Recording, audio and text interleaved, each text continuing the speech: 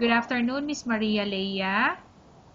Good afternoon, ma'am. Okay, Miss Maria Leia, can you tell me about yourself? Yes, ma'am. I'm Maria Vega Elfu. I'm 37 years old. I'm a married person. My husband is Nelson Edu, and I have 6 children. Okay, I have few questions for you to answer, so let's start. Why do Yes. you want to work as a maid? I work as a maid, ma'am, because for the finances of our family and the education of my children. Why you choose Malaysia when there is a lot of other country? Because Malaysia is near from the Philippines, ma'am. Okay. How are you qualified for this job? I'm qualified for this job, ma'am, because I'm a hardworking person. Okay. May I know what is your education level is? College student, ma'am. Okay. What is your recent working experience? Ma'am. Miss Maria Leia, what is your recent working experience or what was your previous work experience? As a nanny, ma'am. Okay. Have you worked abroad before? No, ma'am. Do you have experience of taking care of baby? Yes, ma'am. And whose baby you are taking care of? My own baby, ma'am. How about elder or older people? Do you have the experience that you take care? No, ma'am. But are you willing to take care? Yes, ma'am. Okay. Do you have any other special skills? Cook, ma'am. Okay. Cooking, washing, Washing. and cleaning, ma'am. Okay. Are you willing to learn new skills?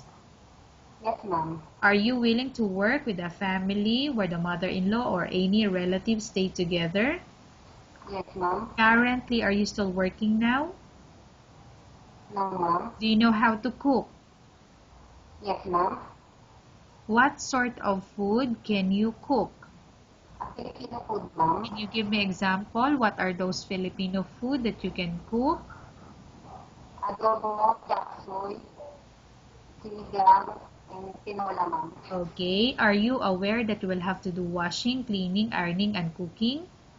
Yes, ma'am. From all the house chores like cooking, cleaning, ironing, and washing, which do you like most? Cooking, ma'am, and washing, ironing. Okay. If ever you were selected to work in Malaysia, who will take care of your kids? My mother, ma'am.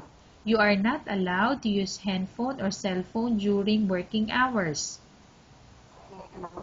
You are only allowed to use handphone or cell phone after you finish all the works and when going to bed. Yes, ma'am.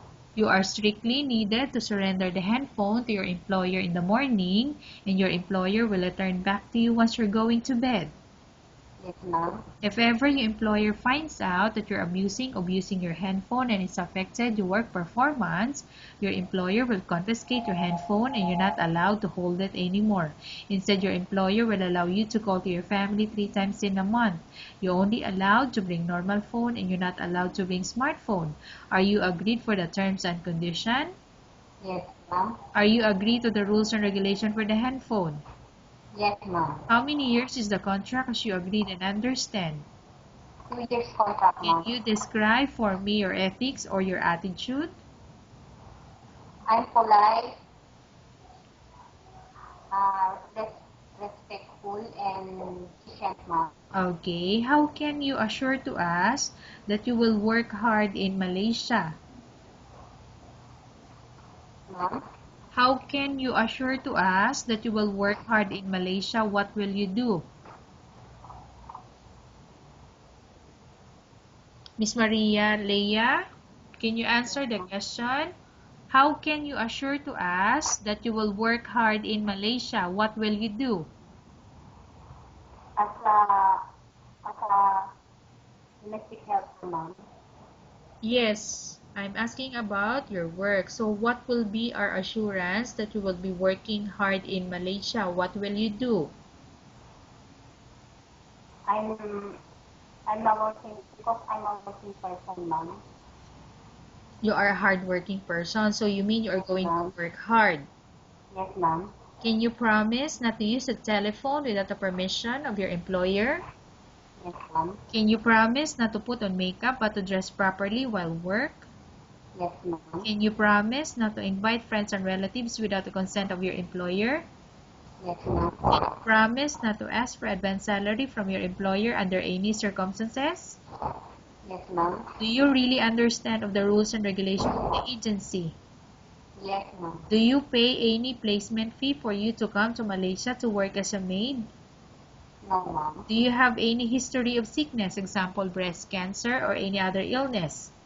No, ma'am. Do you suffer from any skin diseases, allergy, or physical defect? No, ma'am. Have you suffered from any serious illness? No, ma'am. Do you smoke? No, ma'am. Do you have any tattoo in the body? No, ma'am. Do you take any prohibited drugs before? No, ma'am. Have you undergone any operation or surgery? No, ma'am. Are you medically fit? Are you fit to work? Not yet, ma'am. Okay, so you mean you don't have, you haven't done any medical, but do you think you are fit to work? Yes, ma'am. Are you in any medication? No, ma'am. Are you allergic with any food? No, ma'am. Are you prepared to work for an employer of any race or any nationalities? Yes, ma'am. Are you prepared to eat the type of food taken or given by your employer? Yes, ma'am. Okay, are you afraid of being left alone in the house?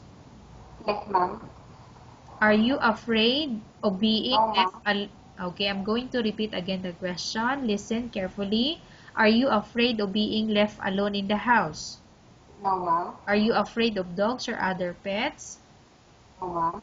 Can you promise to work according to instruction from your employer? Yes, ma'am.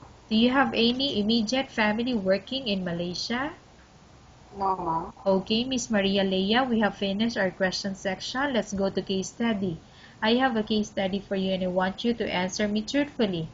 Upon arrival in Malaysia within 6 months, if ever any of your family members pass away, what will you do? Will you continue to work till finish your contract or you will go back?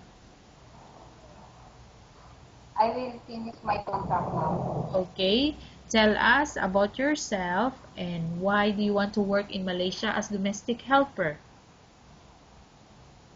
I'm Maria Leila and Cruz. I'm 37 years old. I'm a married person. I I want I want to go in Malaysia to work as the benefit of our family and to the education of my children. Okay, Miss Maria Leia, can you again repeat your answer? You tell us about yourself and why do you want to work in Malaysia as domestic helper? Maria Leila and Cruz. I'm 37 years old. I'm a married person. I want to work in Malaysia because the finances of our family and education of my children. Okay, Miss Maria Leia, what do you want to tell to your employer who's watching your video? Please choose me because I'm a hard working person and because I want to help my family and to my children education. Okay, thank you very much, Miss Maria Leia. We will update your agency if there's any selection made by the employer. Yes, ma'am. Thank you, ma'am.